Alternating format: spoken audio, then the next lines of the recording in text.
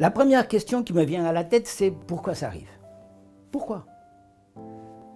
Si on revient à l'idée des 3 verbes, que chaque personne doit connaître son travail, le faire, le faire bien, et finalement avoir encore l'énergie d'explorer comment je peux encore l'améliorer à l'avenir. Si on va de ces 3 verbes, on se concentre dans le premier. La personne doit connaître son travail. Notre responsabilité, elle est où là? C'est la formation. Comment on a fait cette formation? Il y a beaucoup de questions qu'on peut se poser. Je connais malheureusement des sociétés qui font la formation d'une façon, par exemple, voilà, je te donne cette documentation, tu la lis, tu signes, et voilà, la formation est faite. Il y a d'autres qui font une vidéo encore. Voilà, il y a une vidéo, tu le regardes la vidéo, et après tu vas signer. Est-ce que la personne a vraiment compris le travail complètement, compris toutes les dimensions du travail, les risques associés? Est-ce que la personne connaît vraiment comment prendre mesure de ces risques? Il y a beaucoup de questions. Et évidemment, cet entraînement peut aller très différent. Et aujourd'hui, on sait comment le faire. Pour que vraiment, on s'assure que la personne a bien compris comment il doit faire son travail.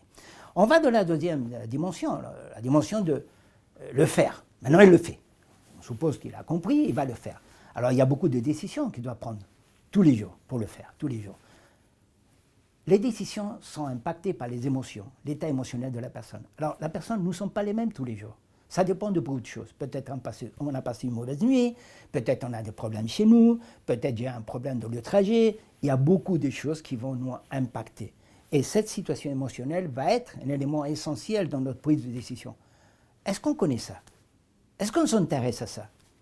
Est-ce qu'on comprend qu'aussi ça, c'est notre responsabilité, d'être proche des gens, comprendre son état émotionnel et leur aider dans les jours plus difficiles à que quand même ils arrivent aussi à prendre les bonnes décisions. Alors il y a beaucoup de questions. Alors je ne crois pas qu'on peut aller vite dans des situations comme ça.